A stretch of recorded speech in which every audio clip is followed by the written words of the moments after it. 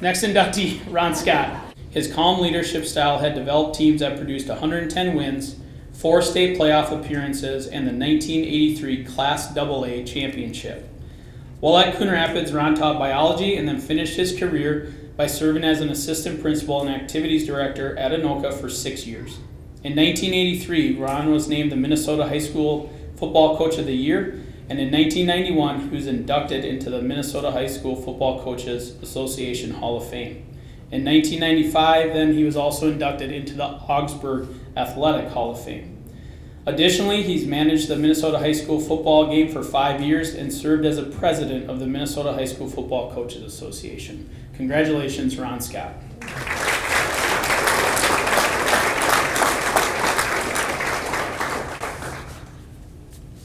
Thank you very much. One of the things I've noticed is the athletes who've been up here, they don't talk as long as the coaches. They were only here 3 years. We were here in 1934 or 30. We had more memories. So I'm going to get on with this as quickly as I can. First of all, Coon Rapids was a wonderful place to be. We had great administrators. We had kids that wanted, wanted to play. I thank the Hall of Fame for giving me this honor to be congratulated. I also congratulate Amber, Joan, Bob Pivick, Bob Board, longtime friend Bob. He actually is the guy who got me here. Loading boxcars at Federal Cartridge when I was a junior in college. He told me about this place. I didn't even know about it. And I set my goal to get here on Bob's recommendation. I am honored to be a part of this inducting class into the Hall of Fame with such great athletes and coaches. But I would also like to thank the committee for an opportunity that I have not had before. That opportunity is to thank the people who put me here. First, I would like to thank my wife, Karen. We were married young, really had nothing but each other, and yet it all worked out. She always knew when to kick me in the butt, and she knew when to give me a hug. She put up with the fans in the stands, raised 4 great kids. She was the North Pointing compass for our family. Thank you very much.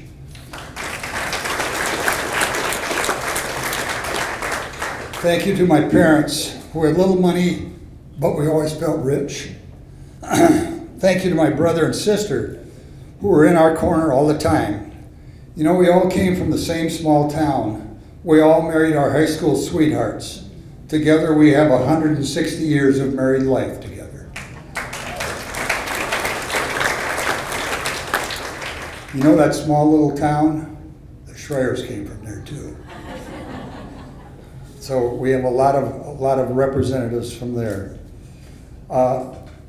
Each of you have had a great part in what's going on.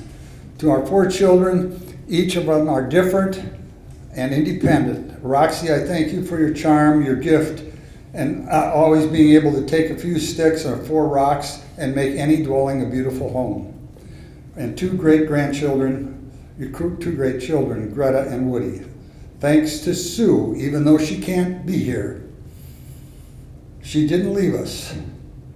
She gave us Anne to fill a hole in our hearts. Thank you. Peter for his kind and gentle ways and his ability to find the peace in the world of rock climbing. For a spouse that matches you in your kind and gentle ways, and for 2 great grandchildren. Thank you for John, who always took the road that was hard and challenging. For having a spouse that has that same get up and get it done value that you do. For 4 boys, 3 of whom carried on the 4th generation of Scott football players. Thanks to our great coaching staff. And their wives who were willing to let their husbands have time to affect the lives of hundreds of young men through the years. There were Len Gunderson, Ken Sundstrom, they ran the B Squad. Jeff Wolf, Dan Denicky, Jim Robeck, and I had the juniors and seniors. We had 6 coaches, usually had about 150 players. We all had to work together because without it, we would have been nothing but a mess of trying to organize all of that. I'm going to give you 2 examples of what our coaching staff was like, rather than talk about each one of them. They were all an important part. In our second year here, our record was 0-18. We had a banquet, and at that banquet at the end, the captain came up and he gave us a plaque to our staff, and he said, there will always be a light in the heart of the 1970 Cardinals because we played for the greatest staff in the world. The parents gave us a standing ovation. We never won a game. I knew we were doing something right. We were doing something right, and it came on. The second end was a lot more fun. In the 1983 state championship game, the cooperation of our staff just automatically happened. We were on our 4-yard line. We were ahead by 5 points. We were in 4th down, and we were going to have to punt out of the end zone. I called timeout. Jim Roback walked over, always had a good idea. He said, how about we take a safety? Give them 2, get a free kick punt, go play defense, win the game. Sounded good to me. The only problem was the kids on the punt team weren't picked for their ability to block. They were picked for their ability to go down and get under the punt. So I had to go out there, and during that timeout, in 1 minute, I convinced them all they were the best blockers in the world, and they were going to do the greatest job possible, and they did. We punted, team got the ball, they ran 3 plays, we intercepted the ball. Our young man who intercepted the ball was so happy, he spiked it. The time was still running. That's a fumble. That was an interception. Dan Denicky recovered the fumble. So, in a period of 1:30 seconds, one coach had a great idea. Another coach convinced the kids they were good. A third coach saved us all from disaster. And that's the way we coached for all those years.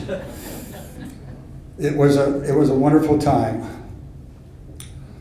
The only teams I've got a lot of teams I can talk about, a lot of players I can talk about. A lot of them are sitting in the audience here. Every one of them was great, whether they were on the varsity, the junior varsity, wherever they were, we tried to make them a part of what we're doing. Sometimes they were even successful. Some of them even became superintendents. So it was wonderful to have these guys. The teams I'm going to talk about are 3. The 1978, my son Peter's team. In 1977, they didn't know who they were, they didn't know what they wanted to do, and we were terrible. In 1978, they made some changes. They decided they wanted to do something.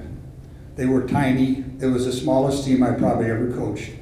We beat teams we had no right beating. They took us to the quarterfinals of the state championship when a team so physically dominated us, we just couldn't get by them. That was the Cardinal heart that all our teams had. The second team was John's team in 1983. As 8th graders, those kids never won a game. In 9th grade, they won 2. As the sophomores, they won 3. When they got together with the juniors, they won a few more. Their senior year, they won it all. That was growth. They all became men.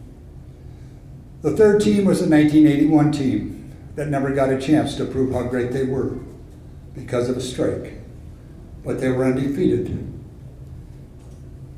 In ending, I would just like to say this. High school sports are a wonderful thing. The problem that I see today is many parents see high school sports, their main goal for it is to get a college scholarship. Too many kids have been taught that the goal of high school sports is to achieve athletic scholarship. Here is the real truth.